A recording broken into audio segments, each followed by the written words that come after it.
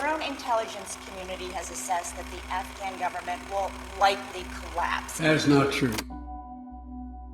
The first big city to fall was Kunduz. One after another, Afghanistan's biggest cities outside of Kabul were captured. Herat to the west. Terrorists in Kabul carrying out the deadliest attack on U.S. troops in over a decade. Afghanistan is lost.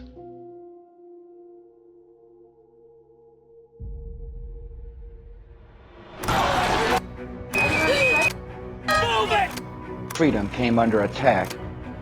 On my orders, the United States military has begun strikes. At my direction, a small team of Americans carried out the operation with extraordinary courage.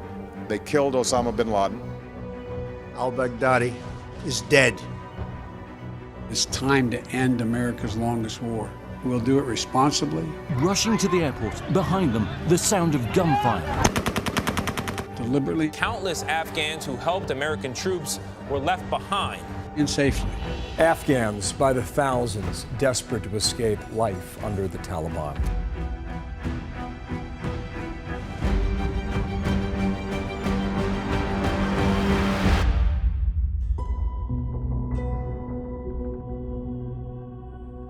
Today I'm speaking with ACLJ senior military analyst and chaplain, Colonel Wes Smith.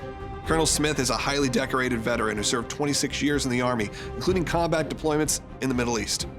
Colonel Smith served as the senior Army chaplain at Dover Air Force Base and the Dover Port Mortuary, as well as a senior ranking Army chaplain for overwatch of all casualty operations. Wes also redesigned the casualty notification system for the entire Army. Among his numerous awards and decorations are the Global War on Terror Medal, the Saudi Arabia Liberation of Kuwait Medal, and the Kuwait Liberation Medal. He is also an Episcopal priest affiliated with the Diocese of Atlanta. We are just about a day removed from the really heartbreaking moment that a lot of us watched happen live of the bodies and the remains of our fallen servicemen returning back to American soil to Dover Air Force Base. And again, it was a moment that was hard to watch, was important to watch.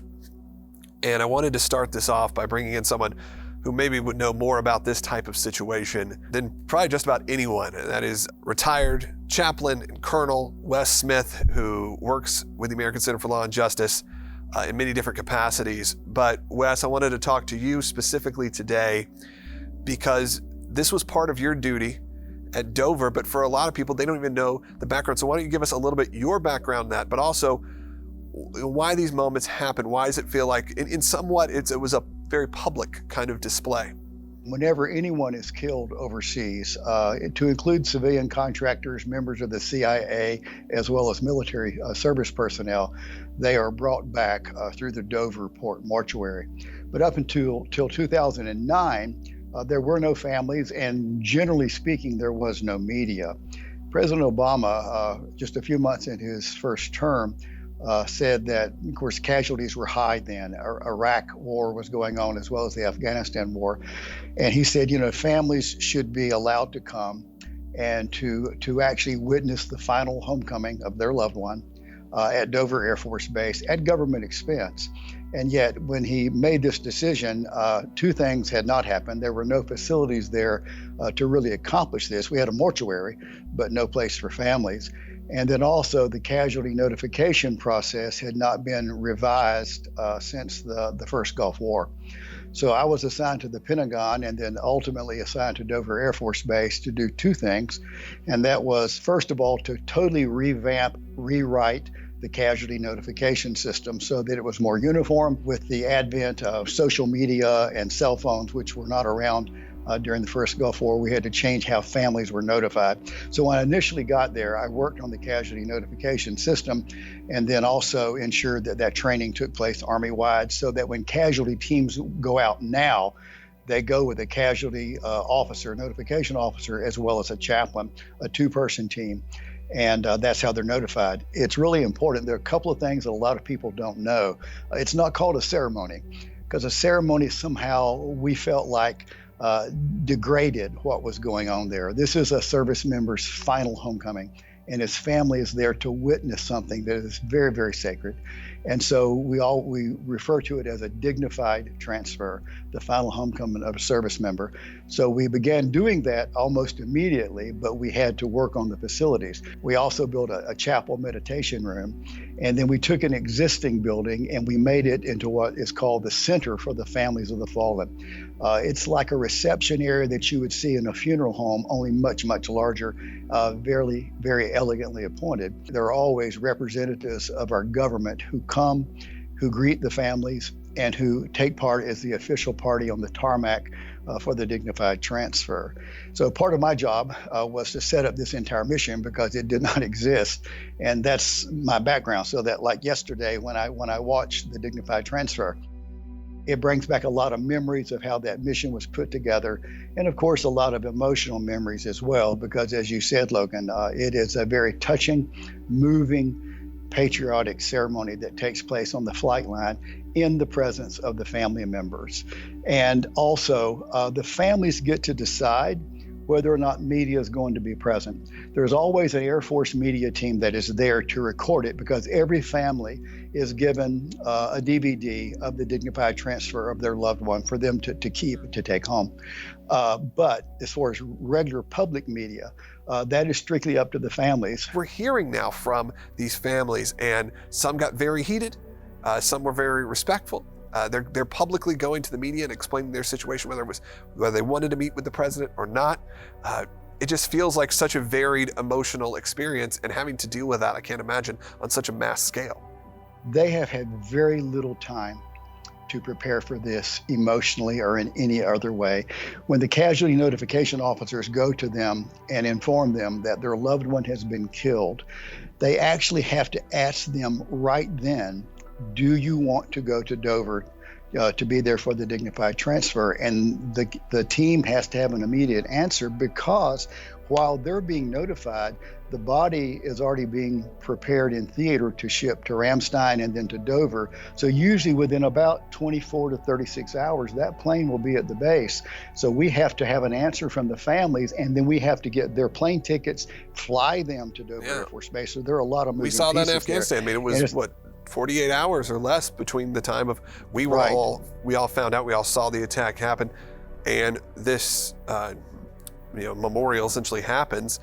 You're right. It just seems like such a fast pace for these families that, of course, emotions are going to be, very fresh.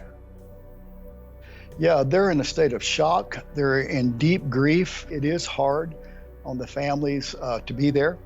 It's hard to stand on the flight line because all of these transfer cases, the fallen service personnel have to come off the plane. The family is standing there witnessing all of this. So it's very sacred.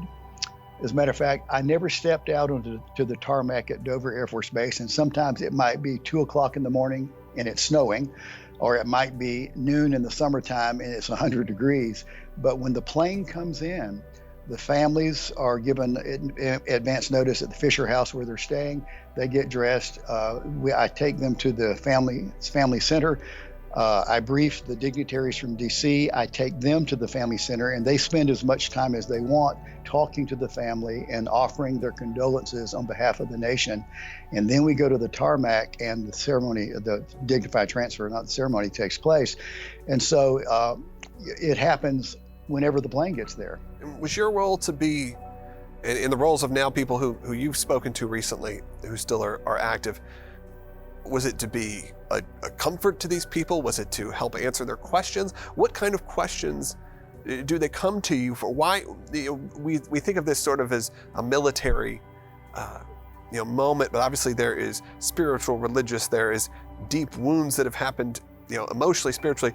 Is that why there is someone like you there? So this is a someone they can talk to beyond? Because I'm sure talking to someone like the president is both an emotional experience and also can be a very intimidating experience, I'm sure, for a lot of people. Sure. If you've ever been in a room with the President of the United States, which I'm thankful to have been a few times, it doesn't matter how many times you've done it, there's still different emotions that you have, and you're not exactly at the most comfortable of your life.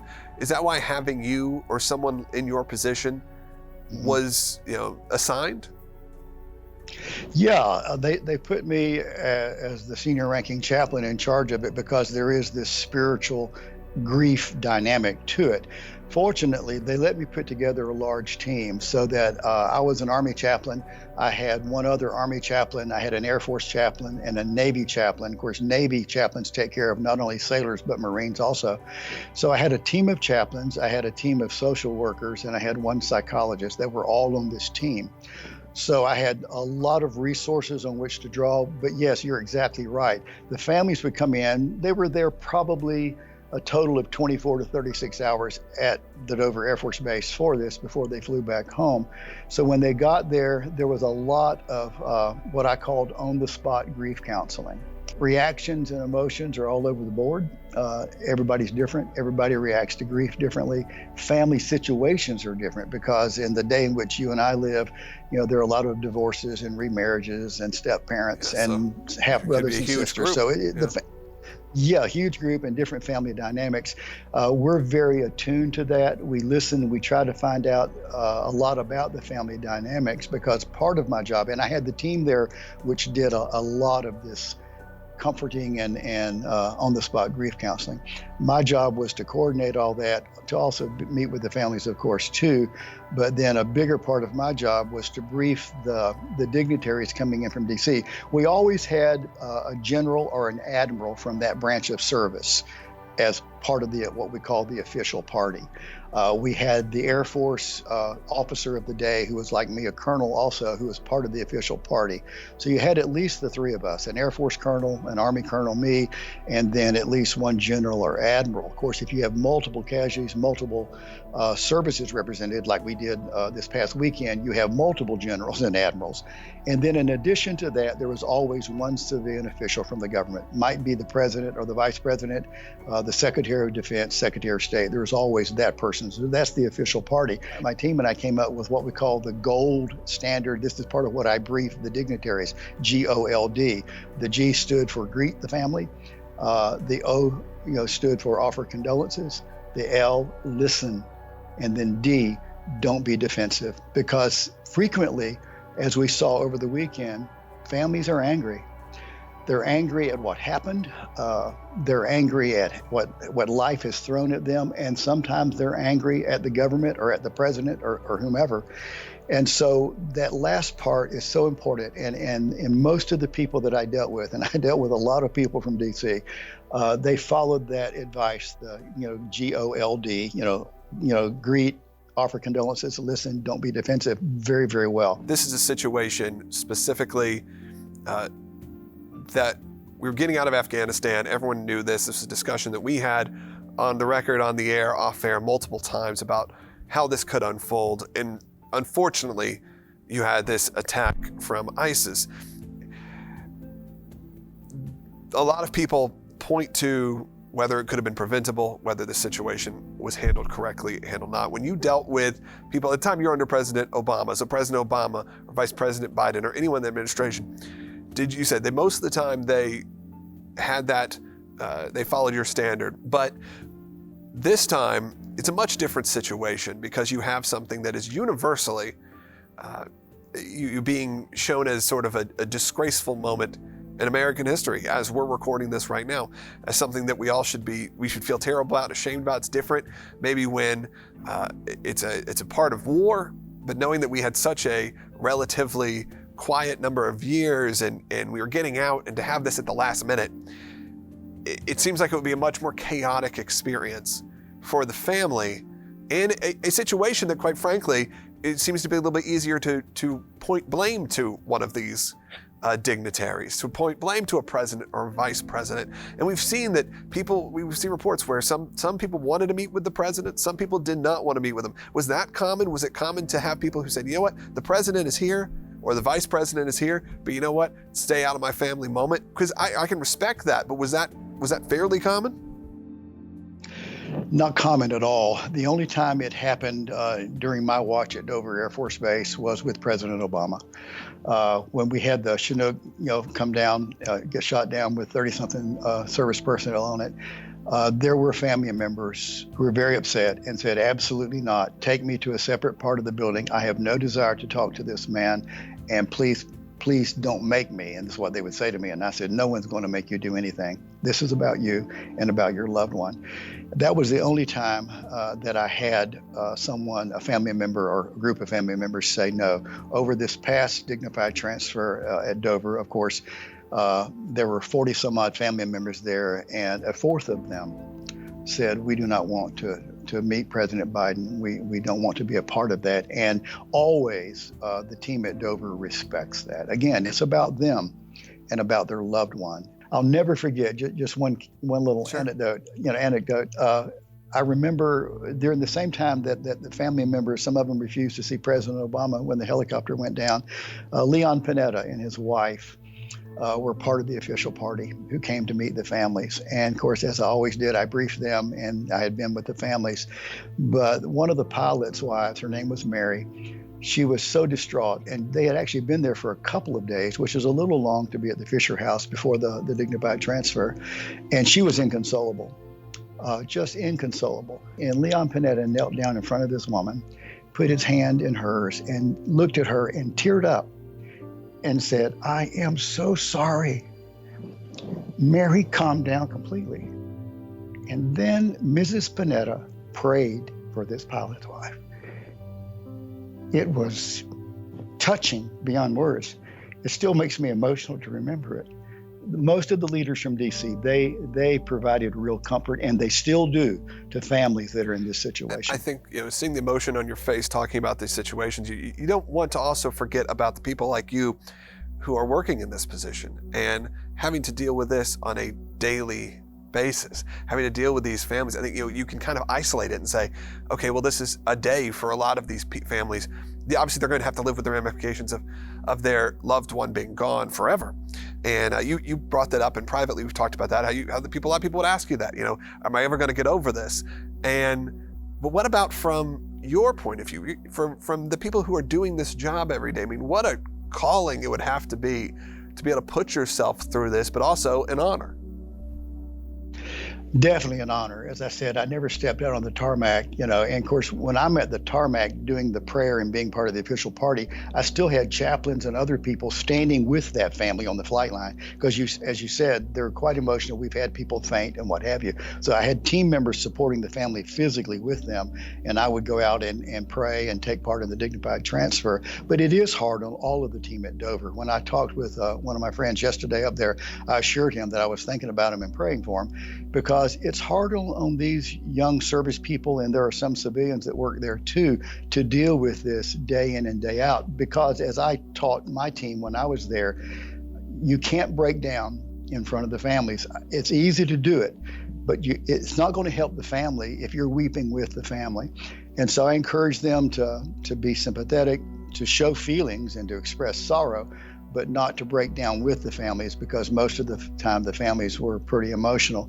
But then what would happen is that after the dignified transfers were over, and I'm sure this happened yesterday at Dover, we would get together as a team and we would talk about it. And they have what one of my friends up there calls a grief burst, where they're allowed to grieve and to reflect on what they went through. And we've been doing this, all day or all night. And we go back to our house, and we would be so emotionally raw that a Coca-Cola or a Pepsi commercial would come on, and we'd cry at a commercial because you had to get it out somehow. So yeah, it's hard on them. That is intense, and I think a realization for a lot of people. It should be. I was just at Arlington 2.5 weeks ago or so. We're recording this kind of right before everything. We had a show. I believe we had spoken about things that were changing. We knew that this war was coming to an end, and I was on. We were at the Iwo Jima statue. My son, who is sort of a history buff, an 8-year-old, you go through all the different wars, and you still had, essentially the war in Iraq and Afghanistan, where there's still the dash at the end, where it's 2001 or 2003 till nothing. And he was asking about those specific wars. He's like, I haven't really seen that we've been in war, and he's only 8 years old. And to have all those list of wars, and at the moment, less than 3 weeks ago, I said, well, that war is coming to an end. So in your lifetime, you're going to see the end of this war. And when we discussed this just a few weeks ago, I think most people were in agreement that that was the right decision to be made, that ending this war after 20 years that's lasted my entire adult life was heading in potentially, at least for us, a positive direction. I'm not sure, this is why part of this documentary I wanted to interview a multitude of different people, because we're all going to have a different opinion on how it's going, how it went, and what could happen in the future.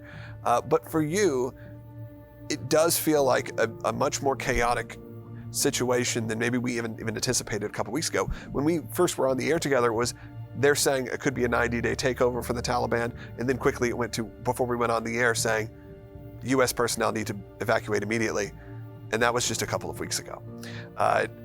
It's changed so rapidly. Have your emotions and your feelings changed at all from a month ago when we were all kind of at the point we're going, okay, the original mission was taken care of. We were there for a while. It was time to leave. It still feels like a lot of people do believe that it was time to leave, but maybe that should have happened in a different way, and maybe that should have happened 10 years ago. Yeah.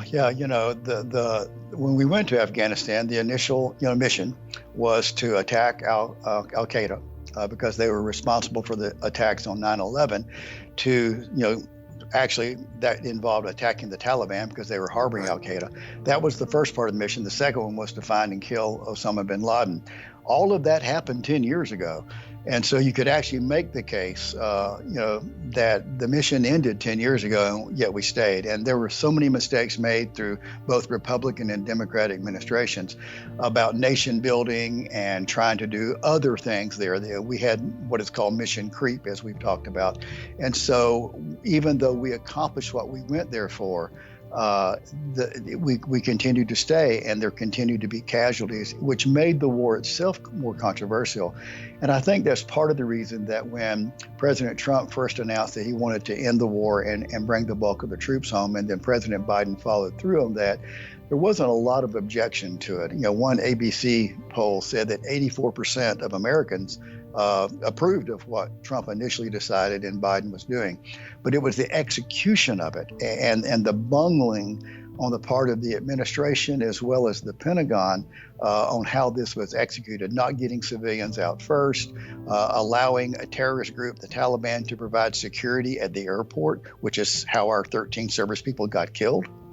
As you and I have talked just in the last couple of days, the Washington Post reporting that actually the Taliban offered the United States the opportunity to keep Kabul under our control until after everyone was out, and our CENTCOM commander declined that and allowed the Taliban to take control. You start adding up all of these missteps, and it makes it much more controversial, and that's why I think there was so much bitterness and anger on the part of some of these families of these 13 service personnel, because they truly feel like the death could have been prevented, that they were unnecessary, and that made it a lot more tragic. I did want to touch one more on your experience before. I think that a lot of people who have family in the military, specifically those that lose their life or are critically injured or have major complications, even mentally, from this, they do question whether it was worth it, whether it was worth their family member to do it. I know that would be a question I'm sure that you got asked all the time. Did my son, daughter, brother, sister die in vain? Was this worth it at the end of the day?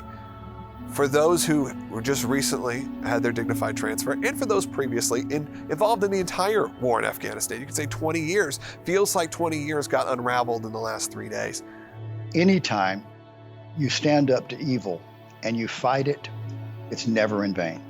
Politicians and sometimes generals and admirals make mistakes, but we have an all-volunteer military. All of us who have served for the last 30, 40 years, we raised our right hand and we volunteered to serve. And so the military, by design, we follow orders, and it's a professional organization. And so when you die in the service like that, every person in the military takes a sacred oath. They raise their right hand and they take an oath. And we live by that oath and by that honor system. And if you die honoring your vows, you have not died in vain. And in the case of the global war on terror, none of these people who have died have died in vain, and I was very quick to tell the families that. Let me also say one other thing about these families. I dealt with a lot of casualties, during my time there, and I still stay in contact with my friends at Dover. The amazing thing about the families that I saw and dealt with was there were emotions all over the board. There was deep grief, there was anger, there was confusion. The emotions ran the gamut.